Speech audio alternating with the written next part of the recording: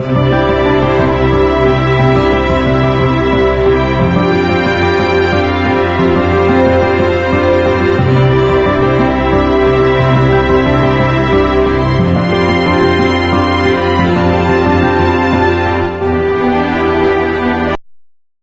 background will be useful in the House. My experience includes helping state and local governments to improve efficiencies and to reduce waste so that more of your hard-earned tax dollars can reach their intended. In dealing with the problems facing Texas, but it will ensure long-term benefit that our children can compete in the global economy and that they will, in fact, fare better than we did. So I'm asking you to join with me to restore balance as we head into the future together.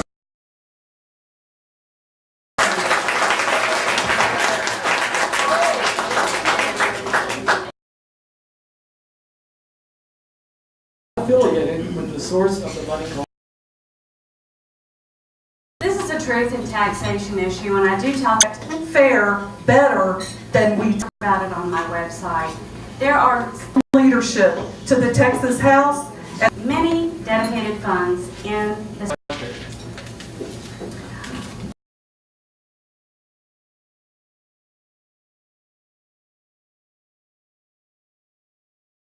state, and it's very common for the legislature to take those funds and use them for a purpose other than what they were originally intended.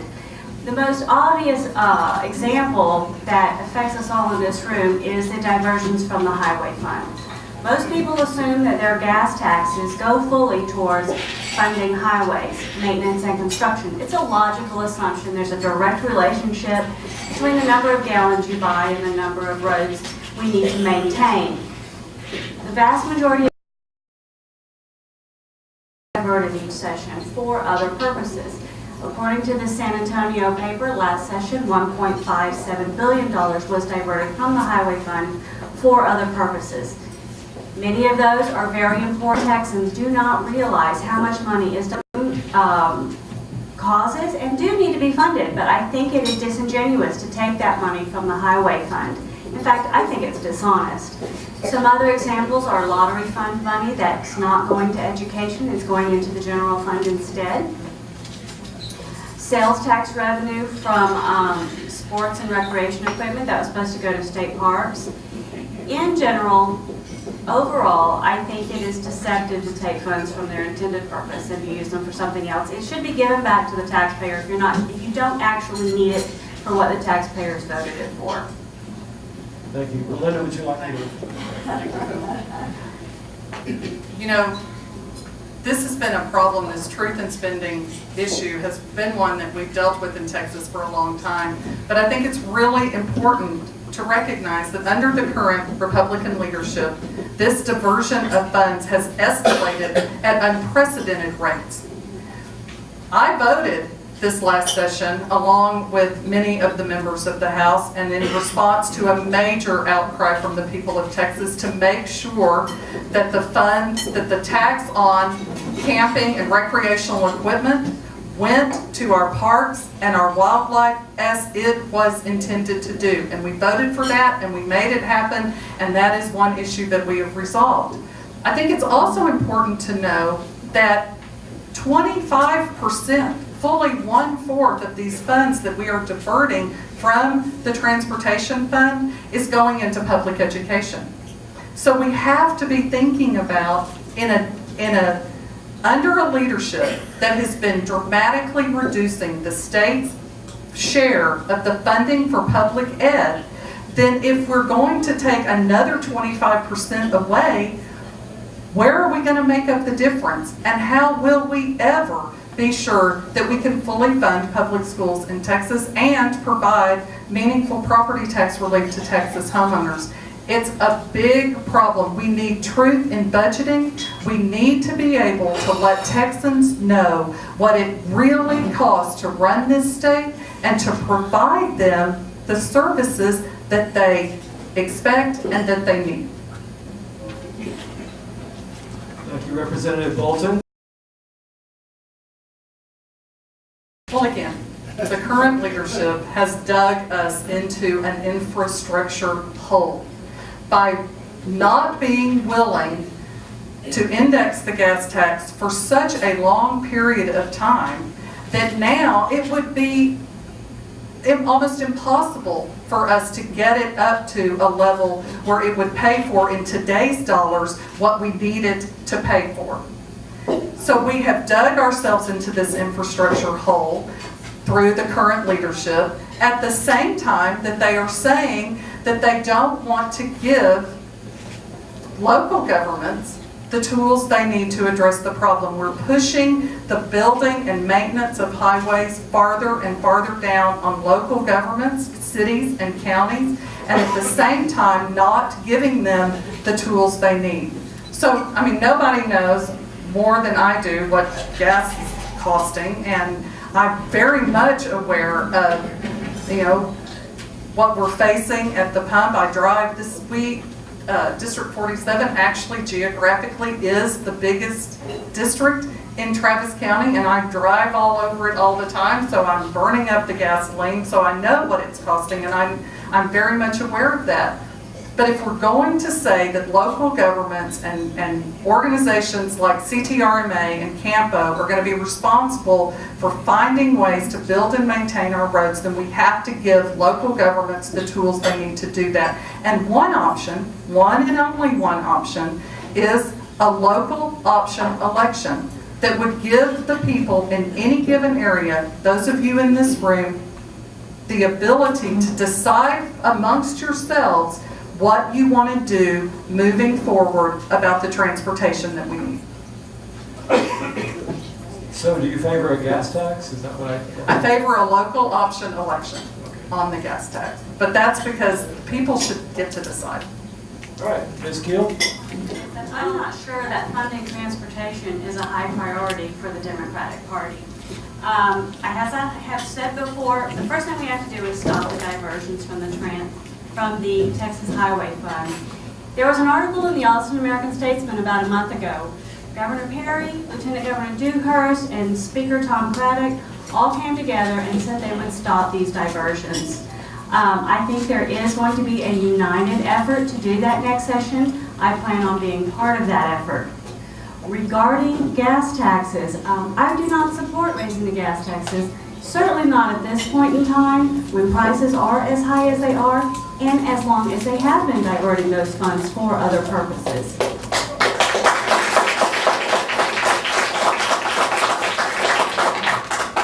I just want to repeat, everyone speak as loudly as you can, because people keep looking like they can't hear, and it's hard to talk any louder, I know, but maybe get closer to the microphone. Okay, Ms. Keel, how would you balance the concerns of escalating property taxes and appraisals while still providing funding for education? The legislature tried to lower property taxes for homeowners a few years back by lowering the school property tax rate. For most people, that has been rapidly eroding by rising appraisals. Obviously, we need to go back to the drawing board and try again, and this time we need to address both sides of the equation. We need to not only buy down the tax rate again, which does not take money from education. In fact, last time they put additional funds into education, but they also need to control the rising appraisals. And there are several ways that we can do that. I have a position paper on this subject, and I have a position paper on every subject we've discussed today, with very detailed possibilities, including freezing the appraisals for senior citizens, not just for school taxes, but for all the other local taxes as well. Having an aggregate limit on property tax rates, similar to the way we have an aggregate limit on sales tax. We can make appraisal boards more accountable. We can lower the appraisal cap from, it's currently 10%, your appraisal can go up by 10% each year. We can lower that to something more reasonable, say 5%. I want to point out that controlling appraisals does not take money away from schools. Schools can still raise their indeed need the revenue. When appraisals go up, all the local governments receive a revenue windfall and grow bigger, whether or not they truly needed it. by requiring these local governments to hold an election to raise their rates, it makes the process more transparent and more accountable. Representative Bolton, how would you fund education in light of rising property taxes?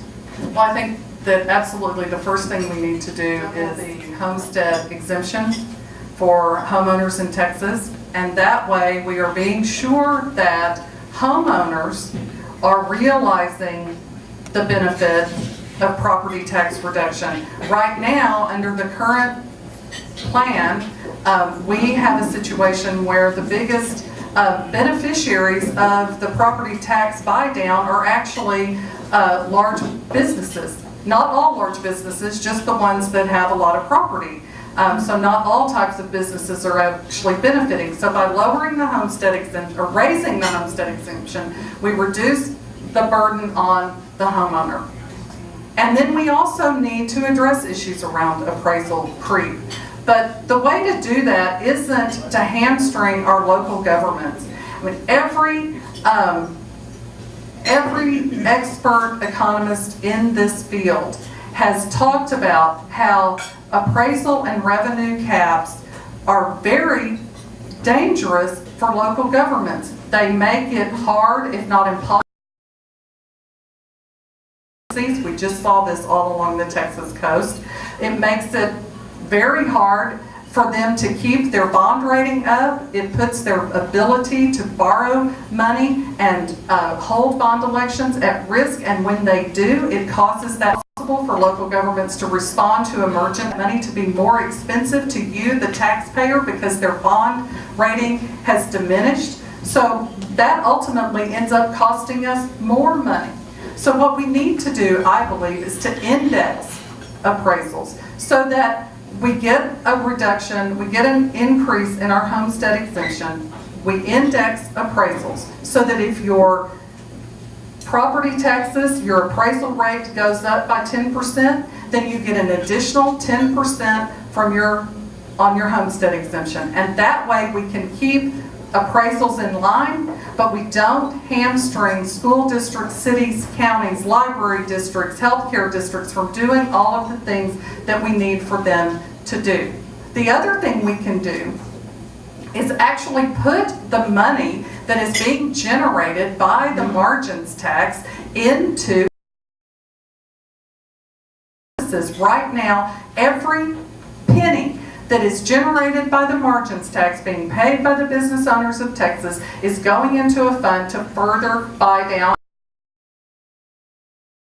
tax reduction, the single biggest line item in the budget. I'm a homeowner in Travis County. I've already had the experience of being priced out of a home because property taxes got out of control. I know what this is like. But we have to not be property taxes, thereby making property short-sighted in our thinking about this. So we need to, the comptroller is saying, well, prior to Ike, the comptroller was saying that we had about $15 billion surplus to work with. Now it will be reduced because of storm relief. I can't think of a better purpose for us to spend our surplus on than education and health care for our children.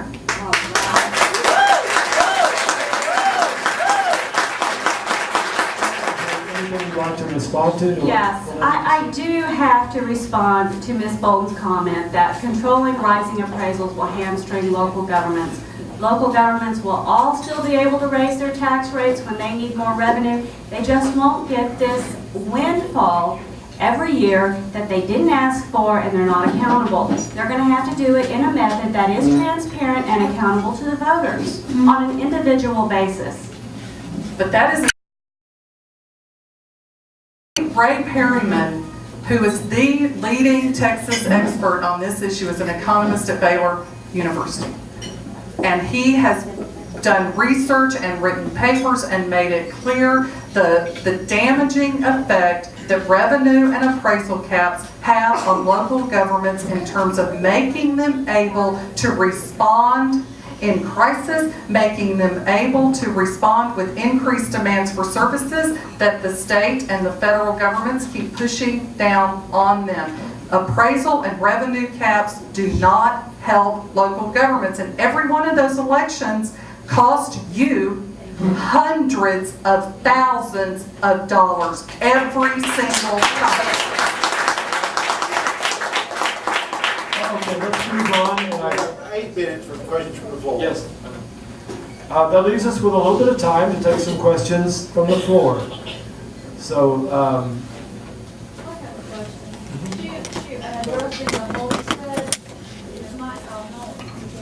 I'm sorry? I'm just confused. How I How can't can a business get a homestead? on the property that they own. So if you have a business with lots of buildings, or that is a very property dependent, has lots of equipment that comes under properties, have big equipment. If you are a refinery, if you have, they are the ones who are actually seeing the biggest benefit from the property tax buy down that the Republican administration passed through, not homeowners. So we've got to be looking at ways to help homeowners, most of whom do not own multiple pieces of property. Short-sighted solutions. It was supposed we were under the gun from the courts. We had to come up with something so our schools could continue to run. We came up with what's known as Robin Hood, the recapture plan, thinking, well, it'll tide us over until we get to the next, till we come up with something better. Robin Hood has been a big problem. I represent all or part of 3 school districts, all of whom are impacted by Robin Hood, and none of us are happy about it. Austin Independent School District, however, is the only urban school district in the state of Texas up until this year that has been considered a property-rich school district paying into Robin Hood. So we haven't even been able to address our own equity issues within our own school district because of the recapture Robin Hood plan. okay. Well, I need to correct Ms. Bolton. There are 4 independent school districts in Austin, Lake Travis, and Marble Falls. They are all 4 contributing to Robin Hood, and they are all 4 suffering under this system. I do believe that the state needs to continue to buy down the property tax rate. There should be a rate, a level of funding for all school districts that would say funds to remain local. I think that your state representative has a responsibility to stand up for these school districts on this issue.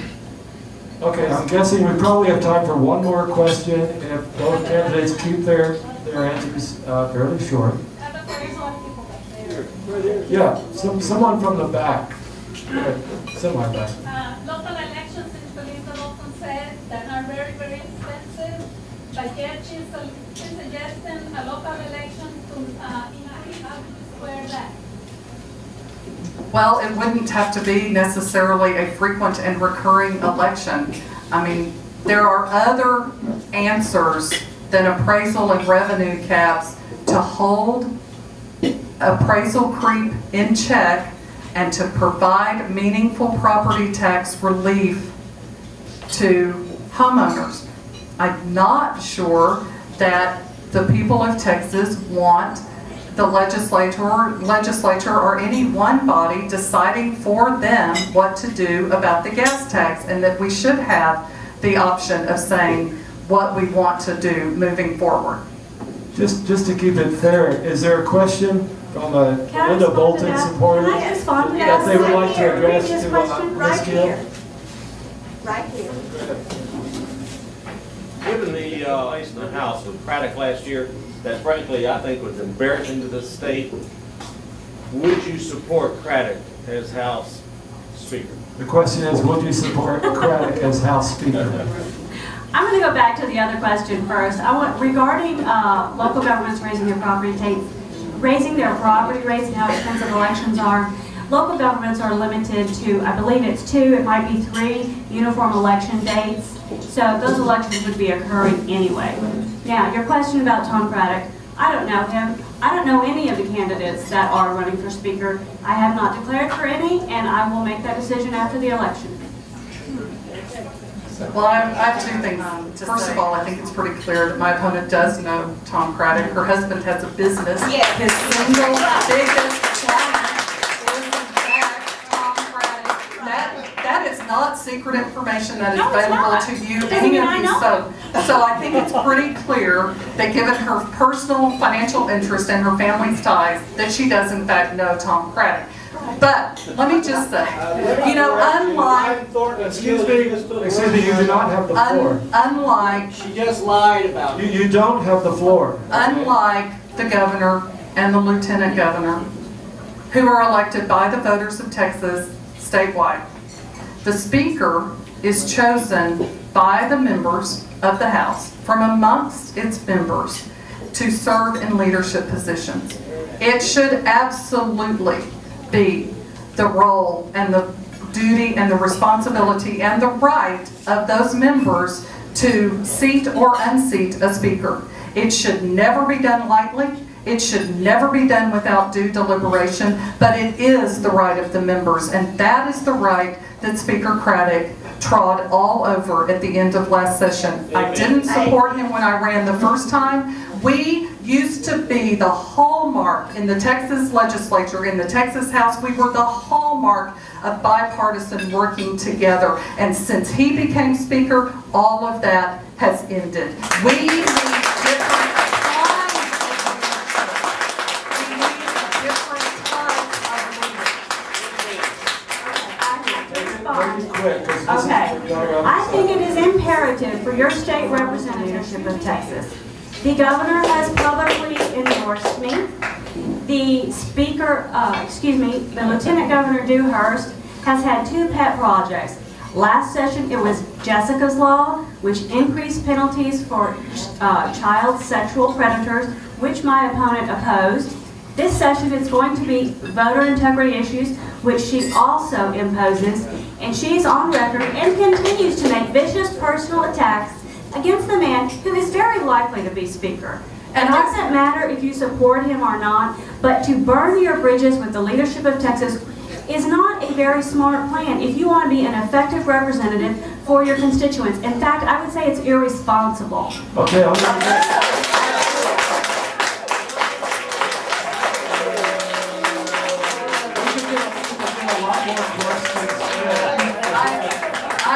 I'm going to give the incumbent the last word, and then we're going to take a break for 5 minutes to cool down, and then we'll go to our... So let me just point out that I have been widely recognized as a very effective legislator. I was chosen by the bipartisan legislative study group of the House as the freshman of the year. I passed an unprecedented number of bills signed into law by the governor because I demonstrated my ability to build coalitions and work across the aisle. Every piece of legislation I passed into law came out of a committee chaired by one of the Republicans in leadership. I know how to work with these people. And I want to tell you something about Jessica's Law and about voter fraud.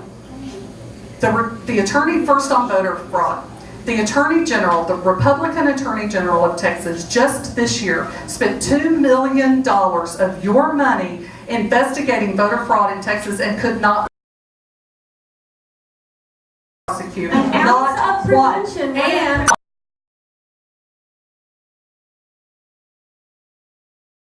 find one single case to prosecute. That money being wasted. I supported a task force and an inspector general's office that would fund and research and document cases of voter fraud, which the Republican leadership shot down. Now I want to say about Jessica's Law, because this is important for you to know. I voted against Jessica's Law. I voted against Jessica's Law because Jessica's Law is bad for victims. I have 20 years plus experience working with adults and children who have been victims of child abuse and sexual assault and sexual abuse. Nobody is more aware of than I am how traumatic and heinous these crimes are. But the main reason we have child abuse legislation is to protect the kids and hold offenders accountable. And I joined with the District Attorneys Association of Texas and the Texas Association Against Sexual Assault in raising the issue and not supporting this bill because this law doesn't do either. It would have been so easy for me to resist FLAC and not vote for this bill. It would have been so easy, but I have to honor every victim I've ever worked with. We have to make tough choices in the Texas House, and I made a tough choice to honor the victims that I have served. You betcha. Thank you.